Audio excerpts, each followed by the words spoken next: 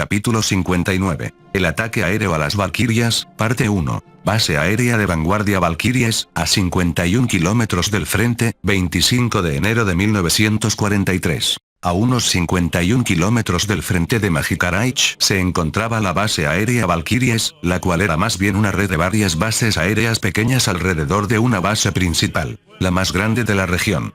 La base era autosuficiente, contando con más de 85 casas, 42 bombarderos en picado, más de 180 bombarderos de diversas clases y más de 40.000 efectivos de personal. Además, poseía varias fortificaciones dedicadas exclusivamente a la defensa del aeródromo, con múltiples líneas de trincheras, búnkeres, pillboxes, pozos de tirador, refugios, erisos checos y cañones antiaéreos y antitanque cuidadosamente posicionados. Maldita sea, refunfuñó el general Pert con ira. Hace pocos días, la base lanzó una incursión masiva de bombarderos para atacar las líneas aliadas alrededor de Korol y Avesta en las etapas finales de la Operación Barbarroja, pero fracasó espectacularmente. Los Grabálkas perdieron más de 65 bombarderos en el proceso y docenas más resultaron gravemente dañados. Bueno, parece que nuestra jugada ha fallado, dijo el teniente general Juan Pérez. Ahora no podemos arriesgarnos a lanzar más incursiones mayores como la última vez. Esos bastardos terranos han acumulado suficiente poder aéreo para mitigar nuestros ataques de todos modos. Su ofensiva, aunque estancada por el momento, es una amenaza importante para esta base aérea.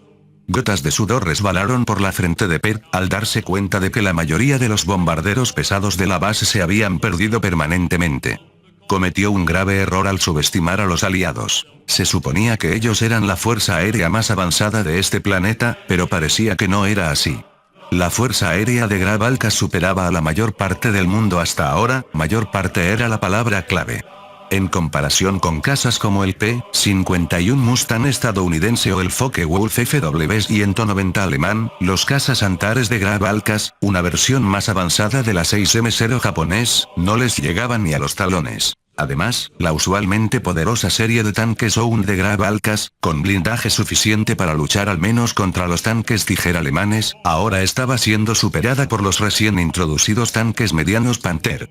Por si fuera poco, los tanques Sherman estadounidenses eran superiores y más numerosos en comparación con los tanques de las otras naciones del eje, excepto Gallia, Aurelia y Alland, que desplegaban tanques medianos decentes. Aún así, Mu, junto a sus Panzer IV, incorporó tanques Sherman estadounidenses a su ejército y obtuvo la licencia para producirlos también. Los Ound de Grabálkas eran superiores a los Sherman, claro, pero había un problema. Eran demasiado complicados, lo que dificultaba su reparación en el campo cuando sufrían daños, a diferencia del sencillo Sherman. Maldita sea, aumenten las patrullas aéreas y el número de centinelas. Esos malditos terranos, dijo Perch. De repente, un oficial irrumpió en la habitación. Ese señor. Informando, debe ver la pantalla del radar. Dijo el oficial de radar a un confundido Perch. ¿Qué demonios pasa ahora? Preguntó Perch mientras corría hacia la sala de control.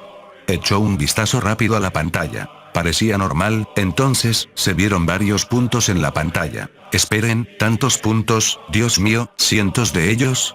Hagan despegar a todos los cazas y preparen las defensas antiaéreas ahora. Gritó Perch. Una fuerte sirena de ataque aéreo resonó por toda la base. El personal se movilizó mientras los pilotos corrían a abordar sus aviones y docenas de soldados se apresuraban por los diversos aeródromos para tripular el surtido de cañones antiaéreos. El enemigo había decidido llevar la lucha hasta ellos. Mientras tanto, en el aire, formación de bombarderos estadounidenses. Más de 160 bombarderos B-17 estadounidenses se dirigen hacia las bases aéreas de Grabálkas, escoltados por una mezcla de cazas estadounidenses, británicos, alemanes y algunos muanos. Los bombarderos se habían dividido en varios grupos para atacar tantos aeródromos como fuera posible.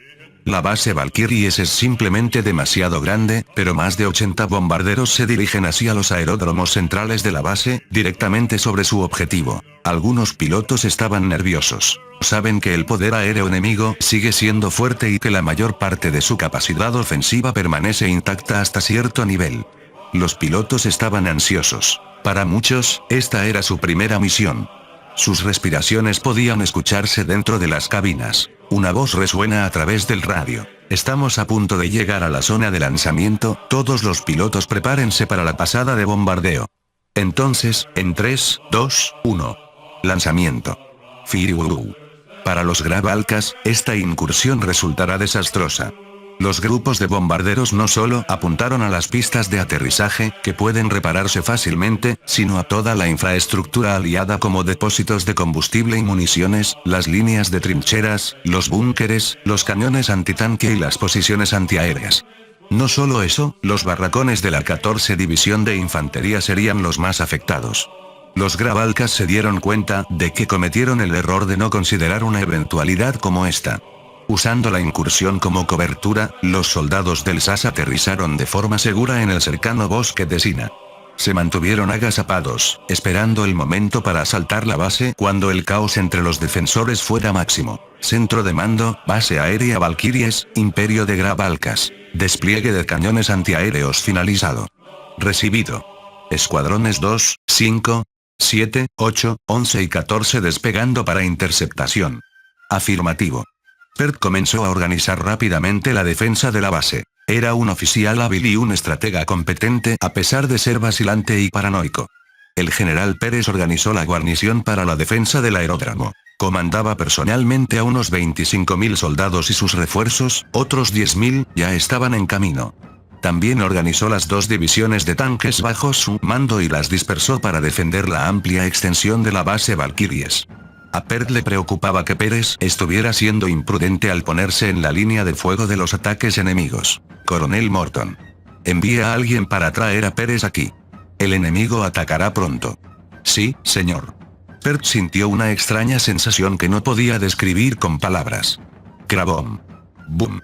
El sonido de las hélices se hizo más y más cercano y, pronto, sus bodegas de bombas se abrieron y bombardearon en alfombra la base aérea Valkyries. Una docena de aviones que estaban alineados en la pista fueron destruidos en el suelo, pero al mismo tiempo, más de 38 cazas lograron despegar y ahora se enfrentaban a las escoltas enemigas sobre la base. El resultado fue catastrófico. Los bombarderos estadounidenses habían arrasado varios aeródromos en cuestión de horas. Lo único que evitó la destrucción completa de la base aérea es que se trataba de una red de varios aeródromos unidos, por lo que algunas bases permanecieron lo suficientemente intactas como para lanzar aún más casas. Los barracones, el depósito de combustible, el depósito de vehículos, el almacenamiento de raciones y las torres de radio estuvieron entre los edificios destruidos por el enemigo, sin mencionar que se destruyeron kilómetros de pistas de aterrizaje. Los bombarderos de la base, lo poco que quedaba de ellos, también fueron destruidos. En el aire, algunos cazas de Grab-Alcas lograron atravesar la oleada de escoltas enemigas y derribaron 7 B-17 en un instante, cifra que siguió aumentando a medida que la incursión continuaba. Aún así, los estadounidenses se habían percatado. Los cazas enemigos se enfrentaron a un escuadrón aéreo estadounidense equipado con los muy superiores P-51 Mustang, que superaban con creces a la variante promedio del caza Antares. Los FW-190 alemanes también ametrallaron los aeródromos, sembrando terror y caos entre los defensores. También se perdieron algunas docenas de bombarderos estadounidenses y algunos cazas. Pert estaba lívido. El enemigo se había atrevido a hacerles esto y no dejaría que se escaparan fácilmente. En los extremos más alejados de la base aérea, una red de hangares subterráneos albergaba a más de 45 cazas. Ordenó despachar a tantos como pudiera. La batalla aérea rugía en los cielos. Los Grab-Alcas no estaban sufriendo una pérdida unilateral, pero el enemigo podía recuperar fácilmente los aviones perdidos, mientras que para él, no solo se trataba de reemplazar aeronaves y reparar muchas más, sino de reconstruir toda la infraestructura de la base. Señor, ¿órdenes? Extingan las llamas cuanto antes. Llamen a los lugareños, al departamento de bomberos local. A cualquiera. Pónganlos a trabajar de inmediato. Ordenen a los médicos establecer hospitales de campaña ahora mismo en el extremo sur de la base y traten a los heridos. Llamen a médicos civiles para suplementar al personal si no hay suficientes sanitarios. Quiero un informe de daños tan rápido como podamos obtenerlo. Dijo Perch. Sí, señor. Un mayor corrió hacia el general. General. Malas noticias. El 5 ejército de Mu está atacando la ciudad cercana y se espera que vengan tras esta base muy pronto. ¿Qué? ¿Justo ahora? Maldita sea. Soliciten ayuda al cuartel general del Tercer Ejército. Pidan apoyo al general Oslo desde la ciudad de Selavia. Soliciten a Pérez que reagrupe a la infantería para prepararse para defender la base, ordenó Pérez. Señor, la mayoría de nuestras comunicaciones están fuera de servicio. ¿Qué? Entonces consíganme un mensajero o una paloma, lo que sea. Dense prisa, exclamó Pérez. A medida que pasaban los minutos, la situación en la base aérea Valkyries pasó de mal a peor. Mientras tanto, en el cuartel general de campaña del 5 Cuerpo de Ejército de Mu, mientras el 5 Ejército se abría paso en la región, los oficiales al mando, el general Johan Amel y el brigadier general Helmut von Kessler, almorzaban dentro de su cuartel móvil, básicamente una carpa grande junto a un camión que servía de centro de mando. Ambos hombres disfrutaban de una exquisita comida de 3 tiempos. Un tradicional Bauernfleisch-Eintopf, estofado de carne de granjero, muano, langosta hervida como plato principal, y, por último pero no menos importante, un Königinnenkissen, pastelería almohada de la reina, de postre, acompañado de botellas importadas de champán francés, que recibieron como regalo de Charles de Gaulle durante la Operación Barbarroja. La comida de hoy es exquisita, comentó Amel. Por cierto, Herr Kessler, ¿se enteró del bombardeo estadounidense a la base Valkyries? Sí, escuché que hay un objetivo de alto valor allí. Además, esos idiotas Gravies no sabrán qué les cayó encima, supongo que ese objetivo es el gran almirante César, ¿no? Replicó Kessler mientras terminaba su sopa. Espere, ¿qué es este sobre? No lo había notado en todo este tiempo, dijo Amel al recoger un sobre metido en su carpeta. Su mandíbula cayó al leerlo. Herr Amel, ¿qué dice ese sobre? ¿Es sobre algún plan enemigo para emboscarnos? Preguntó Kessler. No.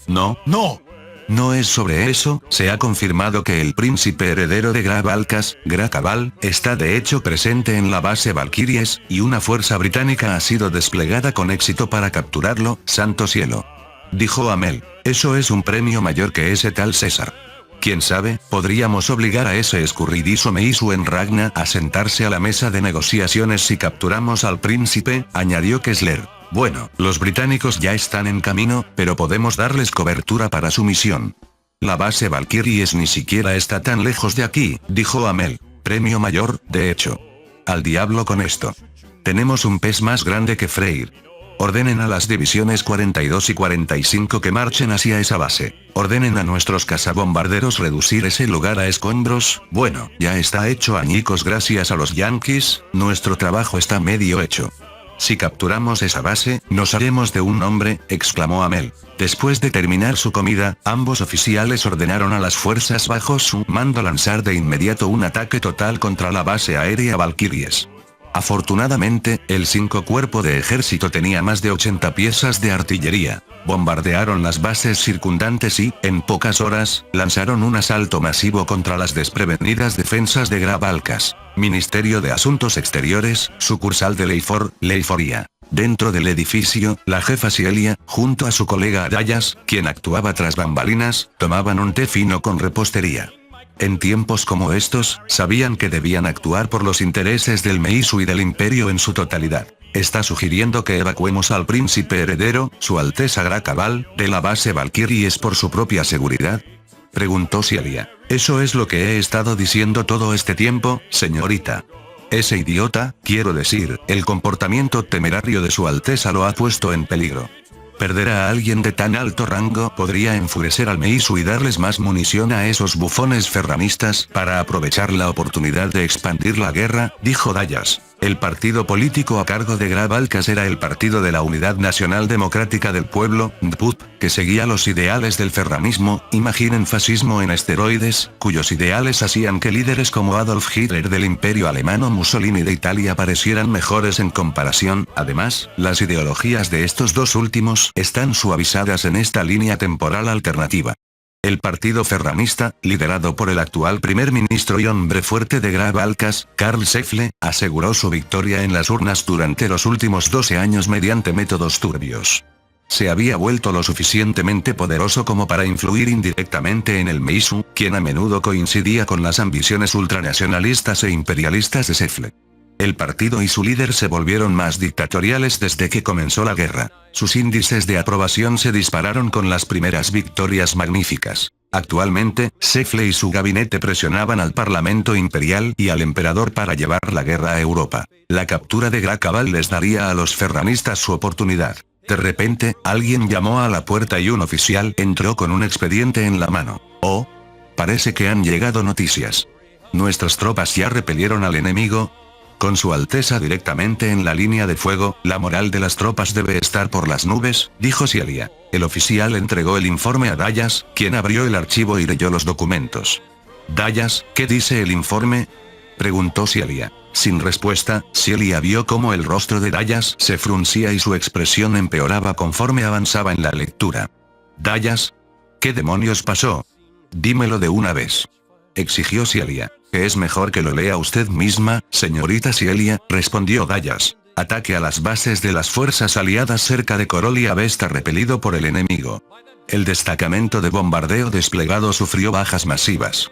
La base de vanguardia Valkyries ha caído bajo un intenso ataque enemigo y está gravemente dañada. Actualmente se desconoce el paradero del príncipe heredero, su Alteza Gracabal. Unidades terrestres enemigas lanzaron un ataque simultáneo contra la base aérea. Todas las comunicaciones con la base se han perdido. ¿Qué? ¿Esto no puede estar pasando?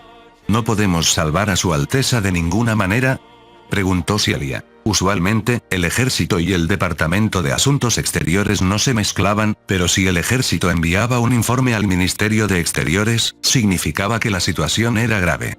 Sin mencionar la responsabilidad de dejar que Gracabal fuera capturado. Eso podría resultar en degradación, prisión o algo peor, incluso la muerte. Entonces, una voz llamó desde afuera. Señor Dayas y señora Cialia. El coronel Raval está aquí.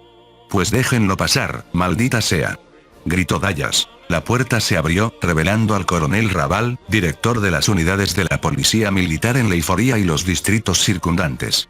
Raval era un hombre severo, de pocas palabras y dedicado a su trabajo. Mis más sinceras disculpas a ambos. Fui enviado aquí para enfatizar la gravedad de la situación. No se puede expresar por telegramas. Por lo que sé, una formación masiva de bombarderos estadounidenses atacó la base aérea Valkyries hace una hora, lo cual coincidió con un asalto terrestre de un ejército de campaña muano.